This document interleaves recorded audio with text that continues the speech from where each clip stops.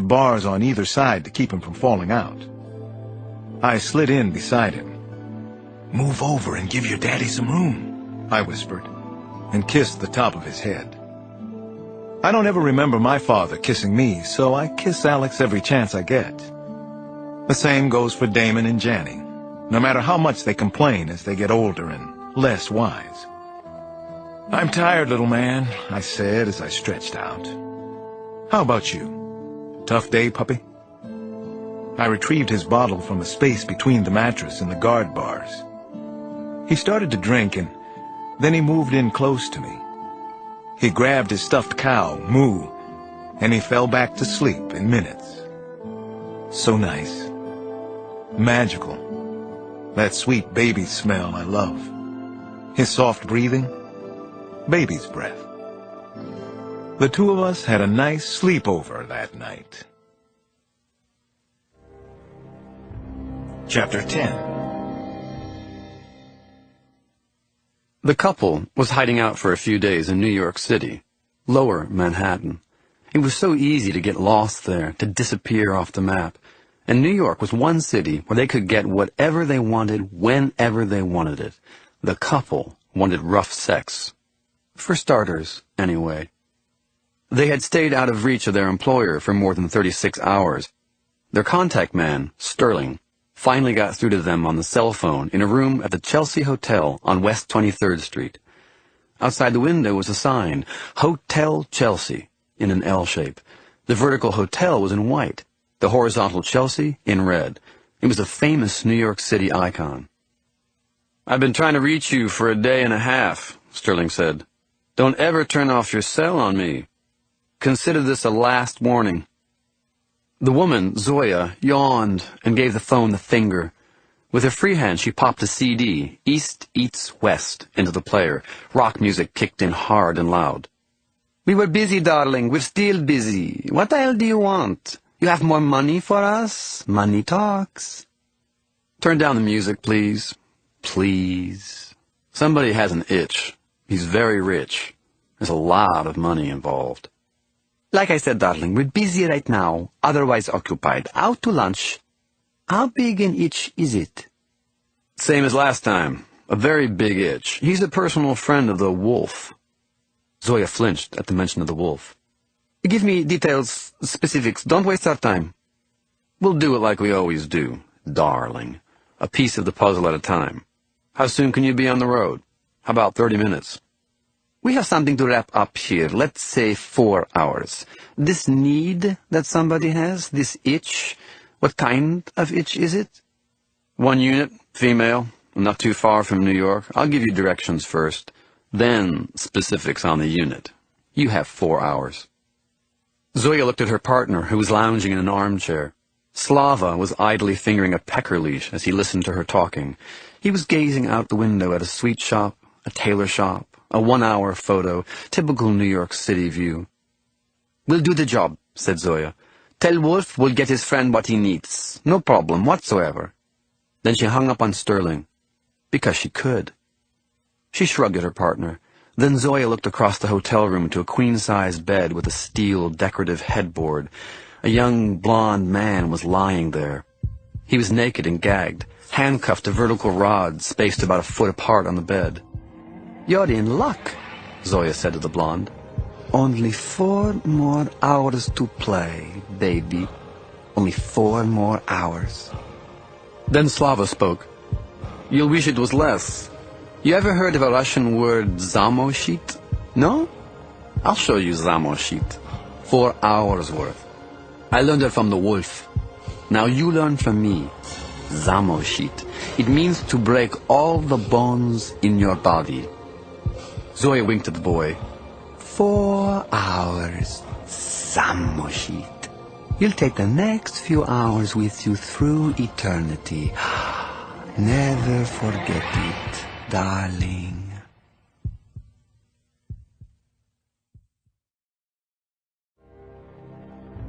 Chapter 11.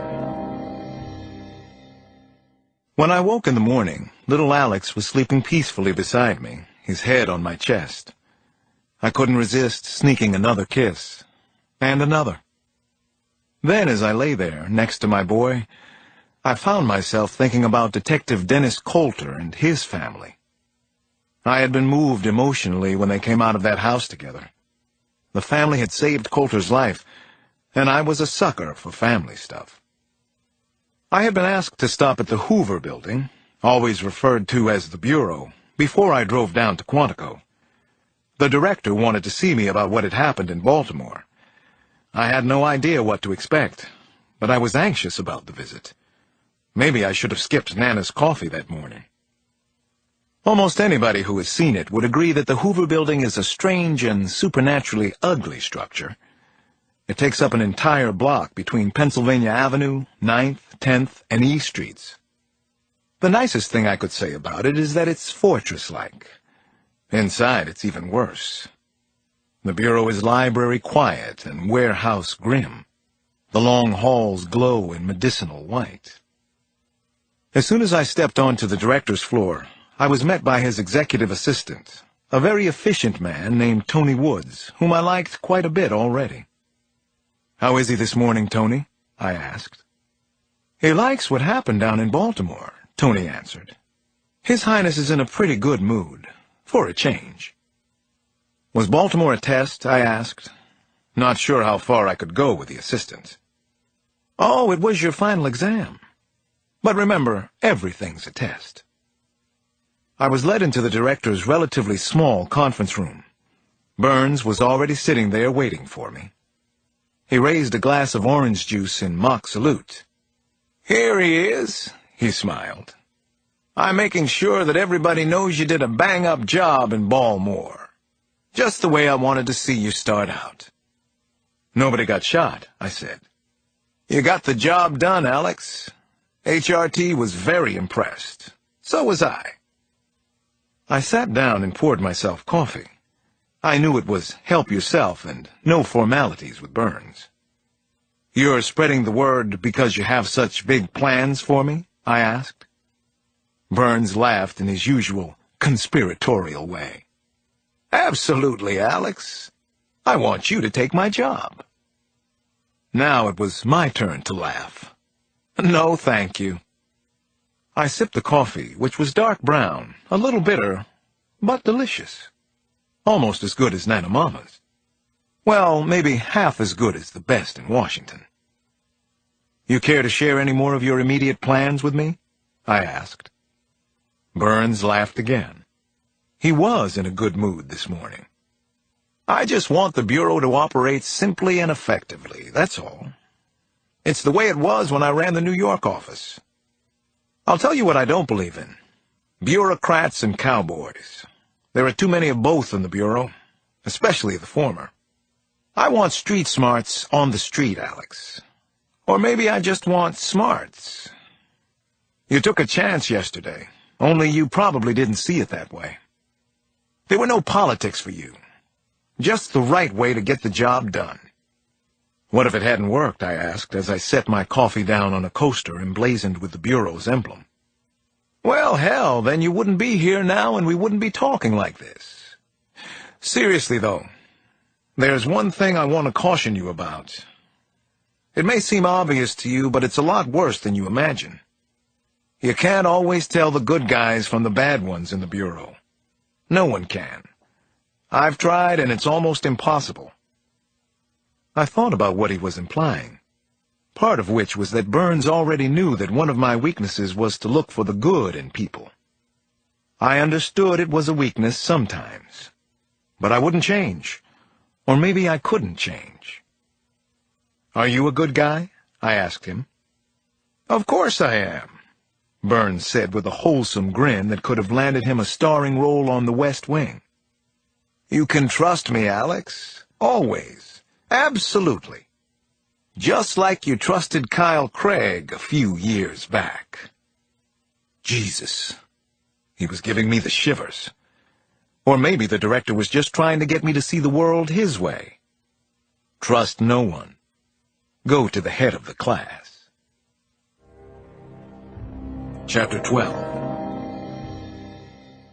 At a little past 11, I was on my way down to Quantico. Even after my final in Baltimore, I still had a class on stress management and law enforcement. I already knew the operative statistic. FBI agents were 5 times more likely to kill themselves than to be killed in the line of duty. A Billy Collins poem was floating through my brain as I drove. Another reason why I don't keep a gun in the house. Nice concept, good poem, bad omen. The cell rang, and I heard the voice of Tony Woods from the director's office. There had been a change of plans. Woods gave me orders from the director to go straight to Ronald Reagan Washington National Airport. A plane was waiting for me. Jesus, I was on another case already.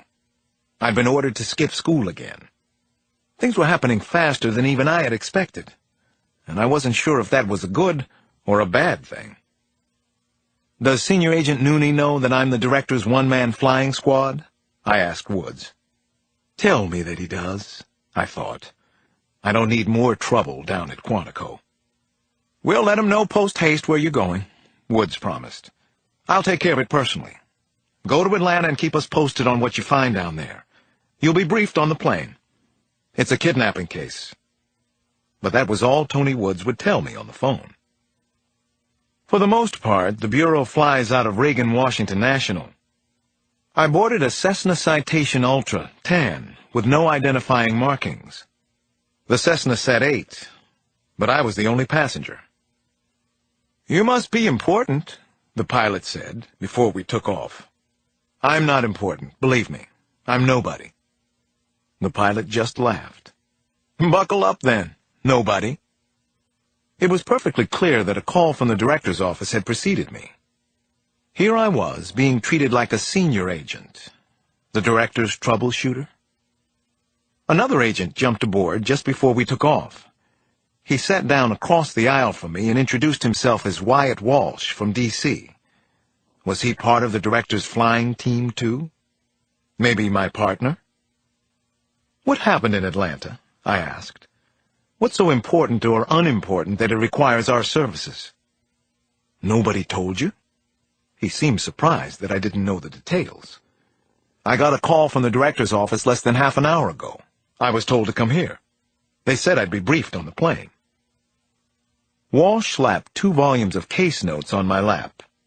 There's been a kidnapping in the Buckhead section of Atlanta. Woman in her 30s. White woman, well-to-do. She's the wife of a judge, which makes it federal. More important, she isn't the first. Chapter 13. Everything was suddenly in a hurry-up mode. After we landed, I was driven in a van to the Phipps Plaza shopping center in Buckhead.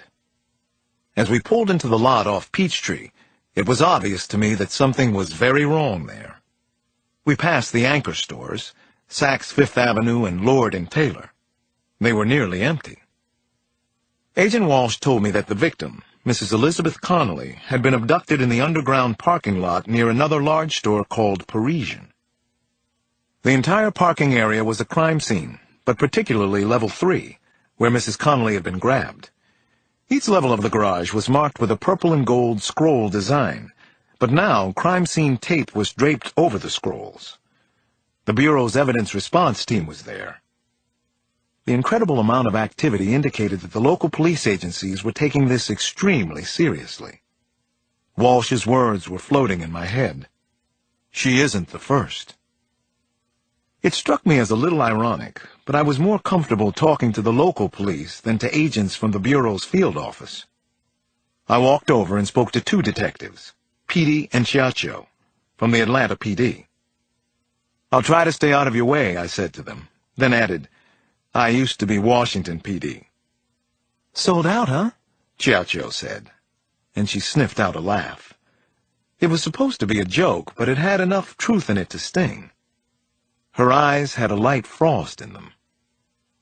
Petey spoke up. He looked about 10 years older than his partner. Both were attractive. Why is the FBI interested in this case? I told them only as much as I thought I should. Not everything. There have been other abductions, or at least disappearances, that resemble this one. White women, suburban locales. We're here checking into possible connections. And, of course, This is a judge's wife.